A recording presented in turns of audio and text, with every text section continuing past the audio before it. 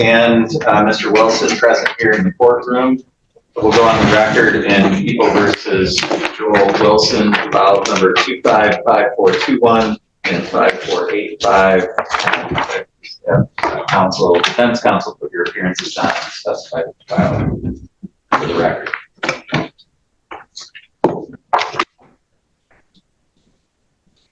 Thank you, Your Honor. Jason Thompson, I'm the attorney in the younger case. Melissa Goodrich, prosecutor on special assignment. Mr. Thompson's on the insurance fraud, false report, the 5485. All right, Mr. Seager, did you want to put your appearance on? Thomas Seager, appearing with on behalf of Mr. Wilson. Okay, so this is set for, don't be shy, Mr. Seager, come out of order. All right. He's looking to have his case dismissed, so he doesn't want you to get trapped in here. Don't want to get too close to that one. Okay, so I guess I'll throw this out to both defense counsel. How do we want to proceed? Mr. Wilson wanted to accept a plea today. I have a written plea offer from Mr. Juliet. I understand he's in trial today. I did text with him on a break and ask if we could do no contest. I do have his text message saying we could, Your Honor. So that's different than the written plea, and I don't know if Ms. Goodrich has been a part of that, because that's just been a brief text message, but we're asking the court to accept the plea offer on a no contest basis. Mr. Juliet did inform me of that change, so we consent to that. Okay. So I have a signed plea sheet. It's not the shortest police report in the world, because it's an insurance fraud investigation. If the court accepted that plea agreement, Mr. Seager's case would be dismissed in full. Mr. Seager, is that your understanding? It is, Your Honor. And just for the record, I've not reviewed any facts related to Mr. Thompson's case. Okay. All right, and so Ms. Goodrich, I just want to make sure that this is clear. Mr. Wilson's going to enter a no contest plea to an added count.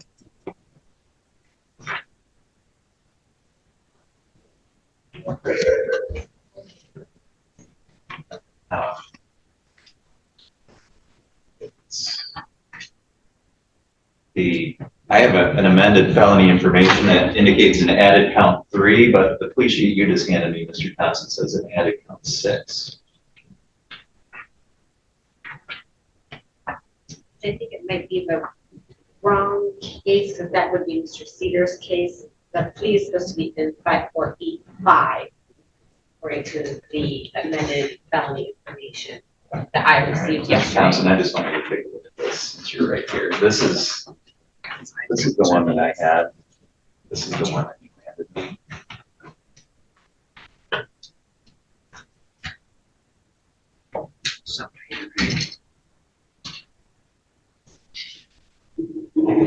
The one that you handed me was an added count 6 in Mr. Seager's case. The one that I had before was an added count 3 here.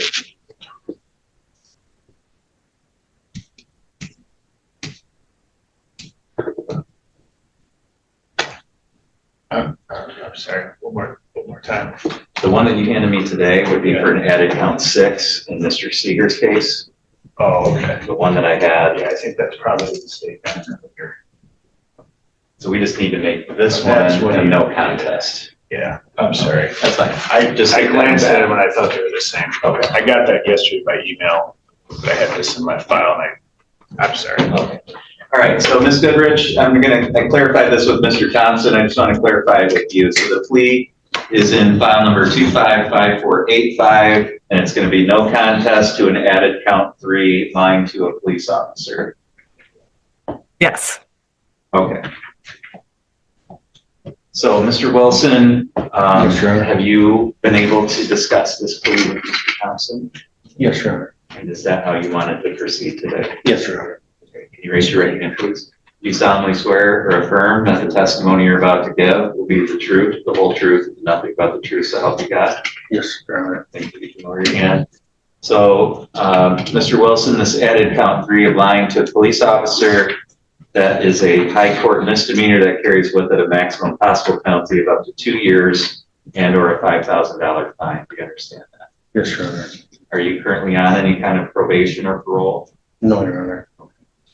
With that maximum penalty in mind, then what is your plea to that charge? No contest, Your Honor.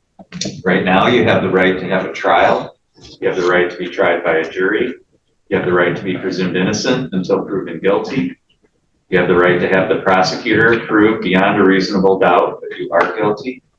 You have the right to have any witnesses against you appear at trial and to question those witnesses. You have the right to have the court order any witnesses on your behalf to appear at trial. You have the right to remain silent during a trial and to not have that silence used against you, and the right to testify at a trial yourself if you want it. You understand all those rights. Yes, Your Honor. And you understand that you're giving up and waiving all of those rights by pleading guilty. Yes, Your Honor. Also, you don't have, sure. Pleading no contest. Oh, I'm sorry, I misspoke. I'm sorry, I just caught it.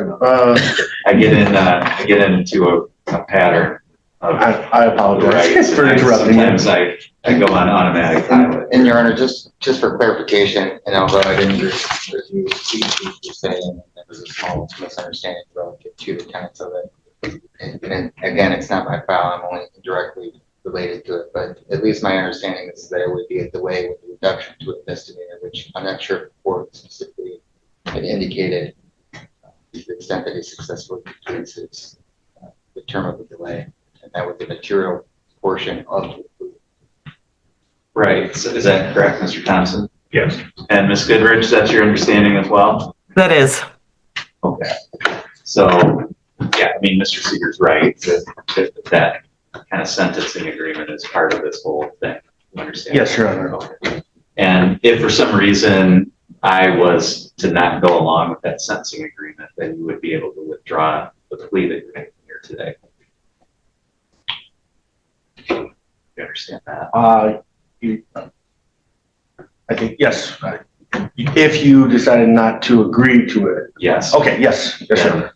You would not be stuck with the plea you're entering today. You would be able to go back and get all those rights back that you have. Yes, Your Honor. All right.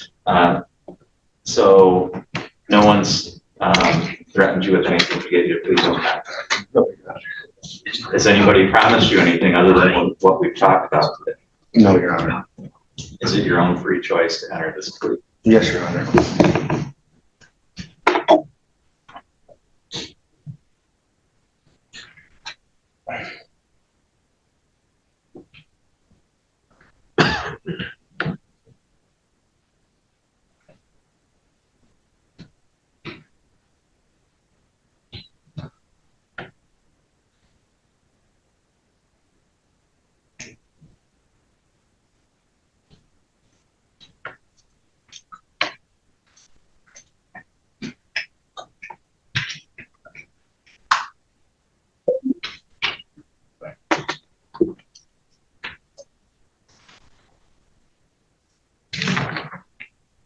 Your Honor, is there any way Mr. Wilson could sit? He advises he's ill. He's also got a hernia situation. Sure. Yeah, go ahead. Will that feel better if you sit, Joel? Yeah. So, open.